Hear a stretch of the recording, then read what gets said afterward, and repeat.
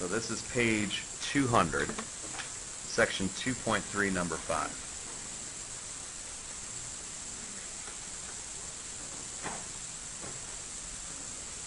The function is f of x equals 2x squared minus 4x minus 1. Okay? And I want to go ahead and graph it. And what I was telling you guys is that the basic function is y equals x squared. But what I want to do eventually is get it into the form which he calls it standard form, correct? He has general form and standard form. But the standard form that he lists is y equals, now does he use capital A or lowercase a? There's a reason for that, okay? He's going to write a lowercase a, and he's going to put the function here, which is squared, and he's going to write x minus lowercase h plus lowercase k. All right? And the reason he's going to do that is he wants to do something that is very standard, and that is that these letters h and k in lowercase form give me the vertex of the parabola. H comma k. So on the standard parabola, the vertex, do you know what the vertex is on the standard parabola? What point we're talking about? 0, 0. It's that minimum point. And actually on the homework for last night, one of the things they were talking about was minimums or maximums. Okay? A parabola also has a minimum or a maximum for these quadratic functions. So you're going to be coming back to that idea. Okay? So this is kind of a good way to get into it. Anyways, I'd like to put it in this form. And how is it done? Well, there's a technique you learned about at some point in your beginning algebra class or intermediate algebra class maybe, called completing the square. And that's the technique we want to use because you notice we have a binomial squared in the format. All right? You also notice that it's just x. But that's not what we have here. We have 2x squared. You guys see that? So my first step to handling this is I want to go ahead and factor. And when I say factor, what I'm really looking for is I want to take this 2 out. And you might say, well, am I allowed to do that? Well, sure. Because the 2 comes out. 2 times what gives me 2x squared? Well, x squared, right? And then you say 2 times what will give me the minus 4x minus 2x, okay? You with me, Corey? Okay. So now, let me ask this. What if you have to try and get the 1? Is there a way to do that? I guess you could write a half. Now, I'm not going to, okay? What I'm going to do instead, I'm going to recommend that we leave the minus 1 outside. And the reason is I'm about to do a process called completing the square. Okay? So I'm going to have f of x equals 2 times x squared minus 2x, and I'm leaving a blank so that I can add something. Okay? Now what is it that we add in here? Let me explain that little rule, or remind you of it. It's half the coefficient of x squared. Half the coefficient of x squared. So in this example, it would be half of negative 2 squared. Of course, of means times, right? What's 1/2 times negative 2 over 1?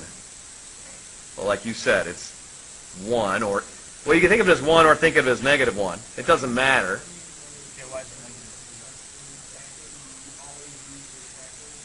I take half the coefficient of x.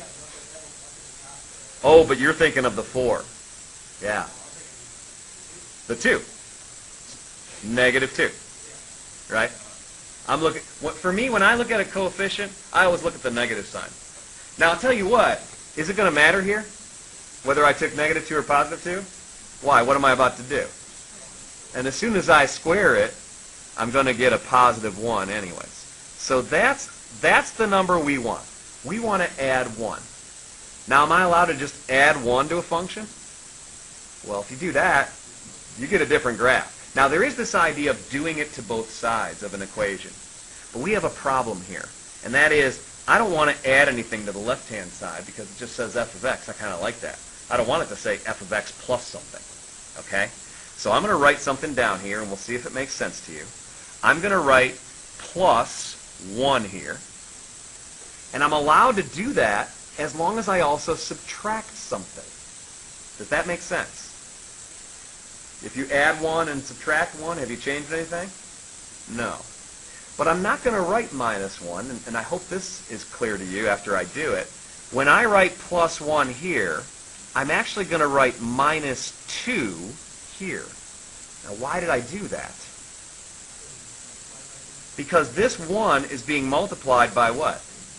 By the 2. You see that? What is it I really added to the equation when I wrote my purple plus 1? I actually added 1 times 2, which is what? 2. If you add 2 and subtract 2, have you changed anything? No. To me, this is the kind of example to show you. This one's more challenging. Go ahead. Now, if you say you integrate both sides, and then So you'd have to put this plus 1 here. You'd have to put the plus 2 over here. the plus 1. It'd be plus 2 because, again, you really added 2 times 1. Do you see that? But then I'm just going to subtract it over anyway. So, what's that? Okay, that's a good question. What's the point of doing what I just did? The point of doing what I just did is, I think this trinomial is one that you can factor. Is that true? Let me work that over on the side over here. X squared minus 2x plus 1. Can you guys factor that? What do you get? 1 and 1, and the signs would be, wouldn't it be x minus 1 times x minus 1? And I knew that would happen, because if I do half the coefficient of x and square it, I have done a process called completing the what? The square. In other words, I understand that if I do half the coefficient of x squared, what I get is something I can factor, and it'll always be something squared, like that. X minus 1 quantity squared. And that's really cool, because now, how am I going to write f of x? Well, I'm going to write f of x equals, let's see, 2, how am I going to write this? X minus 1 quantity squared, and then minus 3. Minus 3. You guys follow? Okay? And now, I do want to take a look at the graphs with you a little bit. And I honestly think, let me go ahead and show you guys a few things. Here's one of our favorite graphs. Let's graph the red one. Hey guys, that's the one you guys showed me with your hands today, y equals x squared. Okay? Now, what am I doing to it? Well, a couple things. First of all, let's graph this. X minus 1 quantity squared plus, minus 3. Talk to me about what that's going to do before I press graph. It's going to go down 3. And which way? That one's to the right because that minus 1 is the input, right? And remember, h comma k is my vertex. H here is 1. That's why we say x minus h. And k is negative 3. Okay? So my vertex has changed, and you can see that here. There's the graph. Same picture, but it just got shifted. 1, negative 3. You guys follow? Now, next in blue, I want to graph what the problem is actually. The problem is the same thing. Let me copy that. But it's just 2 times that. 2 times that stuff. And talk to me about what that's going to do compared to the green graph. Well, we multiply every output by 2, right? So what is that? What kind of stretch? That's vertical. That's applied to the y. And so we're going to see the green parabola gets stretched. And let's see that happen now. If I graph it, there's the green, there's the blue. Now, what didn't change was the vertex. You guys with me? That's h comma k. All we did was we stretched the graph. And that's what this A does. If A is negative, what else would it do? It would flip the graph. Okay? Go ahead. Yeah, if you click on Graphing Calculator on where is it under External Links, I think, on Blackboard? Yeah, External Links. Then you can find that there. Okay? So this is nice to have. I mean, the TI-83 and 84, those are great, but I like having color. If you didn't figure that out by now, I don't know. So, one last thing to show you guys. Let's graph in yellow. Well, let's actually go back to red. Let's graph in red the original problem. 2x squared minus 4x minus 1, just so you believe that, oh, that's the same as the one we just did. See, going right on top of it. Okay. So the complete, that kind of shows me that the completed square form is what it is. All right. I want to clear some of this out, and I'd like to think a little bit about the problem we're working on now. So let me get to that. So this is section 2.4, and we're doing number 12. No, I'm sorry, 2.3. 2.3, page 200, number 12. Okay.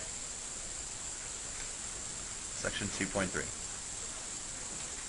So first thing they tell me is we want to find the profit function in the situation. Junior's lemonade stand, they give me 2 things. They give me a function called c of x, and c of x is cost, right? So I'll write over here cost, so we keep track of what's what. And it says that c of x is 18x plus 240, as long as x is greater than or equal to 0. Okay? So here, when they do that, let me write down what x stands for. It tells me that x is how many cups of lemonade. Okay, this is x cups of lemonade. And so c of x is in cents per cup. Okay, c of x, the prices are in cents. We're working in cents. Hey, by the way, just looking at this function, remember we talked about average rate of change? And the average rate of change, basically every time I make another cup of lemonade, how much more is it costing me? 18 cents. We talked about it being the slope of a secant line, right? But average rate of change is going to come up more when you have a nonlinear function. And so I may talk about that at some point too. Okay, so that's the cost function. Now, in order to get the profit, which is what I'm supposed to compute, okay, I want to compute the profit, P of x.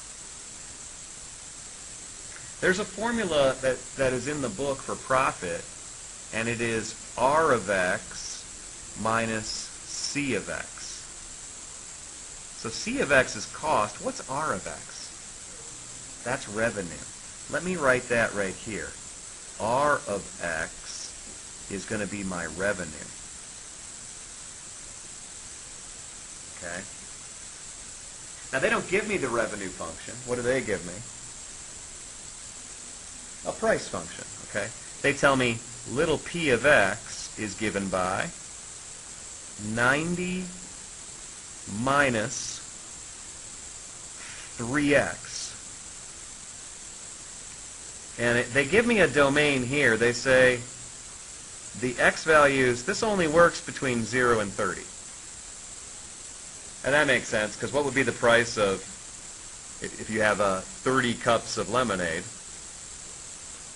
Well, now you're down to 0 for price, because you're giving it away at that point. Okay? So they don't want it, you can't get any lower than that. All right. But in general, revenue is how much money you take in. Now, how do you figure out how much money you take in? Well, there's an idea that you can take p of x and you can multiply by c of x. No. Sorry about that. P of x, let me rewrite it. X times p of x. X is the number of cups of lemonade. If I take how many cups of lemonade I sell times the price, that'll give it to me. Times the price. And so in my example here, what would r of x be? I guess it would be, well, x times 90 minus 3x. That's the revenue. Does that make sense? Okay?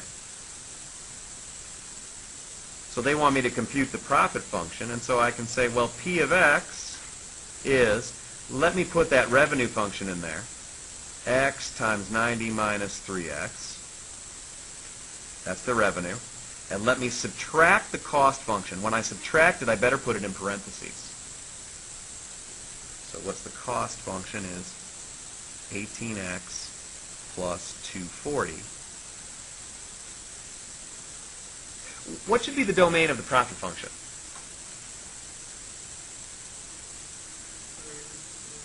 Greater than 0. What about less than 30? Do I have to stay less than 30?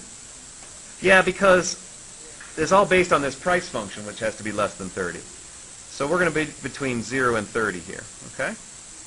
And this will compute the profit for me for somewhere between 0 and 30 cups of lemonade. I tell you what, these kids on the street corner, they're pretty advanced. They want to figure out, right, how many cups of lemonade should they be selling. So let's see what happens here. So we get 90x minus 3x squared. Okay, so that's the simplified revenue function. I'm going to distribute the negative over here when I simplify. I get minus 18x, and I'll get minus 240. Okay? So I think a simplified version of the profit function would be negative 3x squared plus 72x minus 240. And again, we're between 0 and 30 there. Okay? So far, so good? Okay, so I'm trying to maximize the profit. Hey, what does the graph of the profit function look like? Well, that's a quadratic function. What do those graphs look like? They're parabolas. This parabola opens up or down. Okay? So that's why I'm figuring we might have a maximum profit somewhere, because it's a downward opening parabola. You guys see that? Now, I would really like to know where that maximum is, and that point is called the vertex. The vertex. You guys okay? So, how do I find the vertex? We went over this yesterday. We want to put it in standard form, right? And so let's go through the steps. When you guys said, some of you wanted to do number 8, this is so much like number 8 now, right? I want to put it in standard form so I can find the vertex. All right, so I'm going to write p of x is, what do I do first? We factor out negative 3. And I'll have x squared. This will become a minus something. Minus what? Let's see. 24x if I did that right. Okay? And then I'm going to leave the minus 240 outside of the parentheses. I like doing that a little better. Okay? Now the idea, again, is that hopefully I will be able to complete the square. I'll be able to put something there so that I can write it as p of x equals negative 3 times x. It's going to be minus something squared. Minus 240. Oh, actually, it won't be minus 240 because I'm going to add something else to it in a minute. But let me kind of explain what's happening here. How do I figure out what goes in there? Well, I do half of what? That minus 24, and then I square it, right? Half of negative 24 is negative 12 squared, which is... And by the way, people have been asking me in office hours, where does this come from? And how do I know what goes here? Let me try to explain it one more time. I'm trying to get a binomial squared, okay? And so I claim that putting this number here is correct. That's the number I want. And does that make sense to you guys? Because what is x minus 12 squared? It's x minus 12 times x minus 12. You guys with me? And if you work this out, you get x squared minus 12x minus 12x. See that repetition? That's why it's minus 24. That's why this has to be half of that. And then why do we square it? Because what's the last thing we do? We do plus what? 144. You see that? So what I need to add there is plus what? 144. Now, here's where I should change color. Bless you. And I should say over here, it's off the map now. I'll move it up so you can see it. I actually added, what did I actually add? Negative 3 times 144. Do you see that that's the case? Because when I wrote plus 144, don't forget that was inside the parentheses with this negative 3 attached. Do you guys see that? So let me write down what I actually added. I actually added negative, what am I getting? 422? 32. That sounds better. 432. That's what I actually added. So therefore, I need to come up here, and what do I need to add? Well, if I added negative 432 and I don't want to change it, I need to add positive 432 also. When I add this, I need to add that. Okay? So it looks like the profit function is given by negative 3 times x minus 12 quantity squared, and then if I add these together, I'm going to get plus 100 what? 92? Okay. Now, that's really nice, because that tells me what the vertex is, and so that tells me something about the maximum profit. Any question, Bar?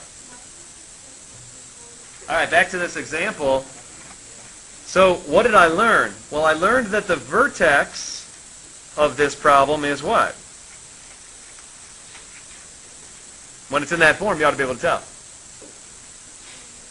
12, comma, 192. And remember, that's talking about cups of lemonade. That's talking about cents, okay? So the kids on the street corner will be happy to know that the interpretation is this. The maximum profit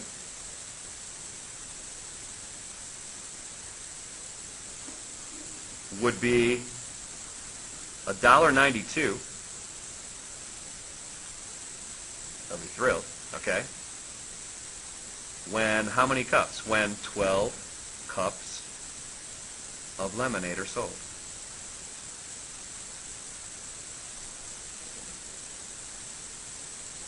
Cool. So that's nice. So we found the maximum profit and we found the number of items in one swoop. Oh, it says find the price to charge per item in order to maximize the profit. See, you have control. If you charge $5 for lemonade, you won't sell as much as if you charge 50 cents, right? I actually stopped and bought a 50-cent cup of lemonade 2 days ago on the way home. I felt like such a good citizen. Now I get to brag about it for a reason in front of... But if it had said $5, I don't think I would have.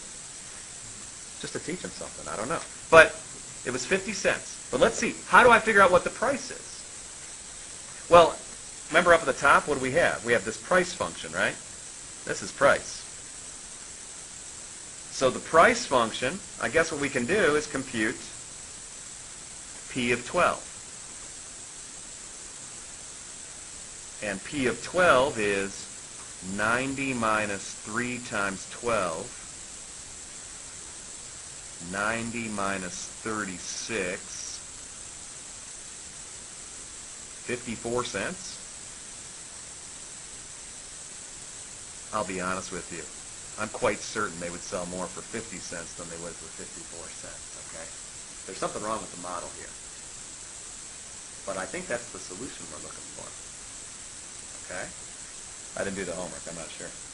And then, what's the last thing? Find and interpret break-even points. So, a break-even point, what would that mean? Where the profit is what? 0. Can you have a negative profit? You can't? You can lose money, right? Like take a look at our profit function, right? Where's our profit function? Well, one form of it is right here, right? But if I made 1,000 cups of lemonade, I'm sorry, that's negative profit, okay? Yeah, because you would have spent so much and you'd never sell that much, right? So it says to find and interpret break-even points.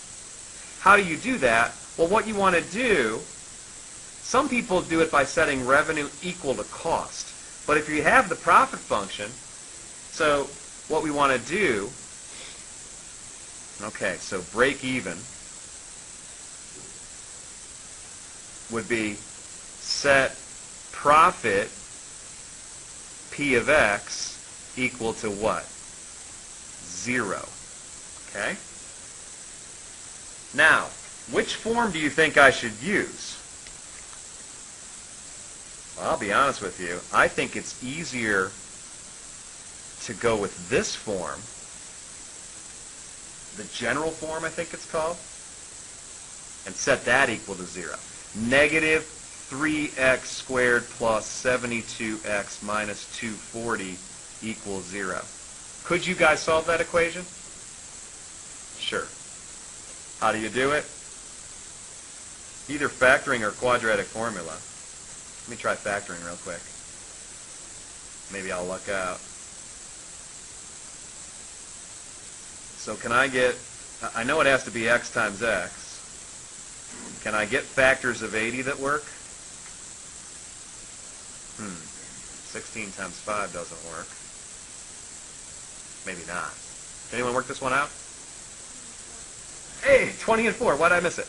But, oh, because something's wrong here with the sign. Oh, I made a mistake. When I factor out negative 3, that's why I got it wrong. What happens? This becomes negative 24x, and this becomes positive 80. Because I was thinking, 16 and 5 aren't going to do it. But you're right.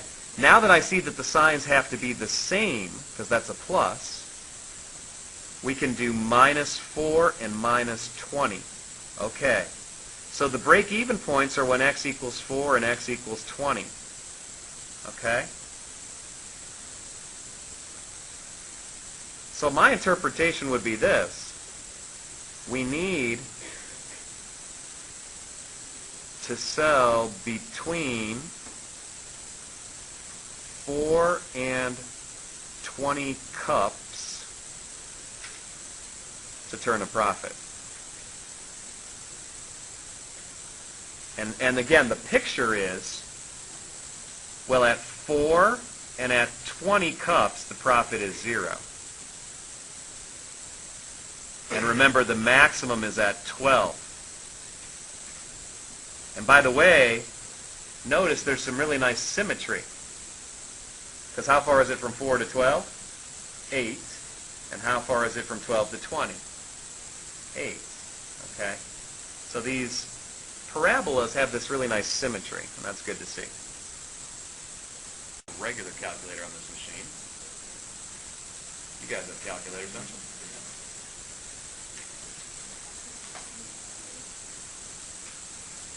Boy, it's taking forever. Yeah, we used it for 144 divided by 8 yesterday. All right, now we're doing college algebra. We're doing 0.45 divided by 0.0076, and we got, oh yeah, 59.2105.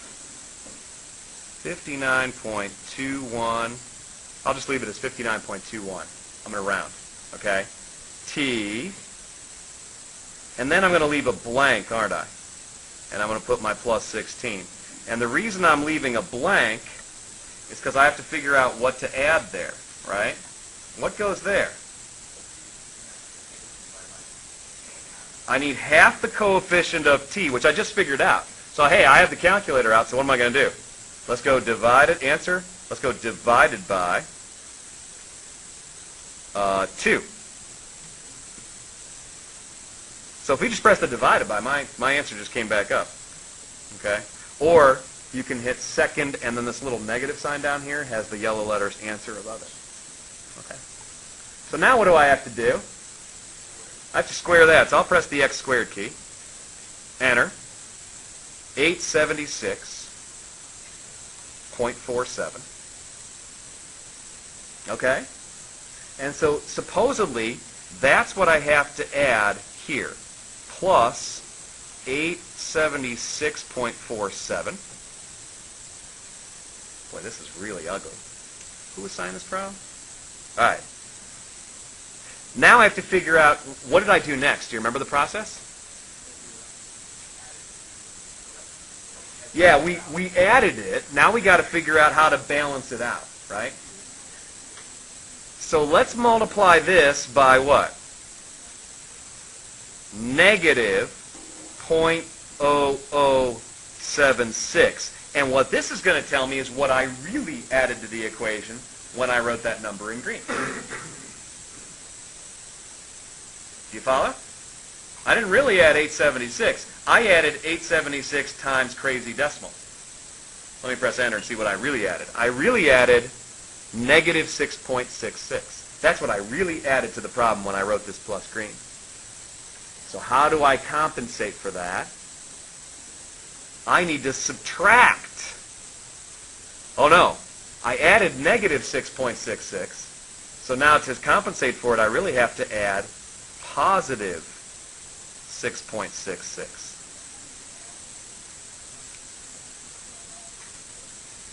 Because I didn't add 876, I added 876 times this negative number. And I just worked out what that was. Negative 6.66. So since I'm adding negative 6.66 here, I add positive 6.66 here. So I really added 0. I added nothing to the problem. And even though I added nothing to the problem, I successfully completed the what? The square. Awesome. The only problem is I don't know if you could write down what it really looks like. Let's see. F of t equals, do you guys know what the a value is? Negative 0.0076 is the a value. Who's with me? That's not bad. Some of you follow. Let's see. What is it that I'm squaring? Oh, this is hard. It's going to be t. Do you agree it's going to be minus? And then what goes there? Well, that I'll get back to. That's hard. Although maybe some of you will think of it by the time I get back to it. Let me just write down what the k value is. The k value is going to be 22.66. Does that make sense to people? Because it was 16, but I had to add on that 6.66. So what is this going to be? How do you figure that out? T minus what? Yeah, one way to get it is you say, well, it's half the coefficient of t. So I actually already figured that out on the calculator. Do you see it? It's that 29.6. Another way you could get it is take the square root of that 876, which is also 29.6. So either way, you should get 29.6, if I round, 6.1 there.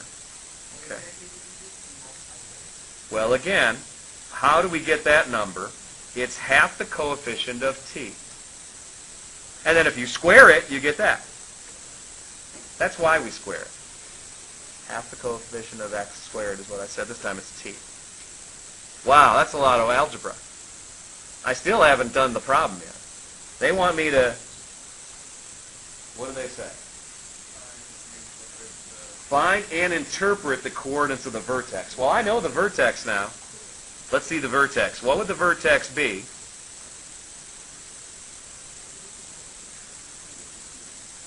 The vertex is positive 29.61. Don't forget that. It's always x minus h, okay? Remember how we've done that before? It's x minus h. But k here actually is sitting right there. It's plus k, so it's 22.66. Jenna, you have a question? We didn't interpret this yet. In order to interpret it, I have to pay a little more attention to what t and f of t represent. So let me write that down. I should have done that a while ago. What does t represent in these problems? Number of years since 1980. What is f of t in these problems? F of t is, fuel economy. Miles per gallon. That's the units. Miles per gallon. Okay. So then they talk about the vertex being 29.61. All right. In order to understand this, I really think you need a picture. So let me try and sketch a graph for you. All right. Using my graphing calculator. Okay. So, what do I have? I have, go to the y equals screen. And clear these out.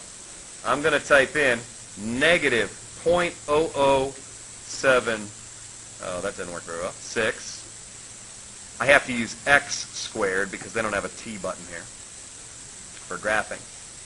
Plus 0.45x plus 16. I put that all into the y equals screen. Okay. Now if I press graph, I won't see anything. Do you know why? Well, look what the vertex was, for instance. What's the vertex? Like 29, 22, right? That's not on the graph. This only goes up to 10. So I want to change my window so I can see things better. Let's change the window. And what should I make it so I can see things? Why don't I go like from 0? Well, I'll keep the x min negative 10, but let me make the x max, how about I make it 50, since we're going to 29. And I'll put a mark every 10, x scale. And now y min, what should I make it? I'll make it negative 10 still, but y max better be higher.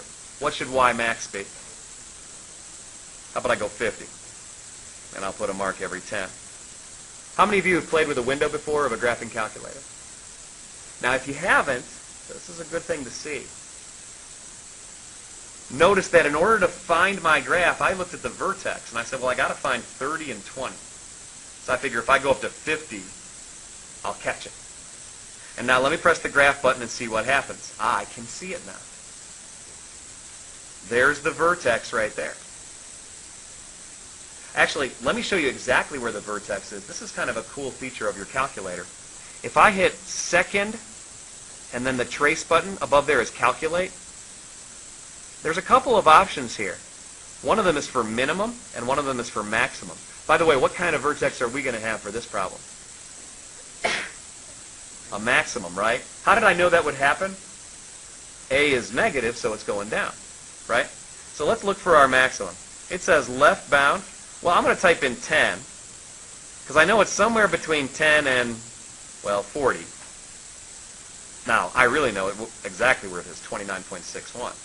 It found it for me, right? That's the maximum value. That's my vertex. Okay? So how do we interpret what this problem is actually saying? Well, okay, I guess I could say the following. The maximum what? What's this function represent? Yeah, the maximum fuel economy was 22.66 miles per gallon. And I can also say this was attained when?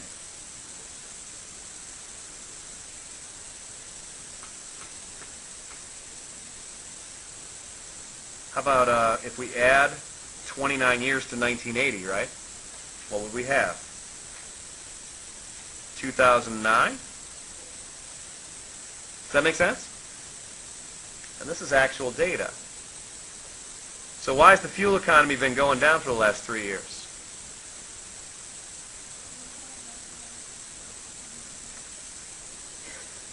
Oh, it only goes up to 28. Ah.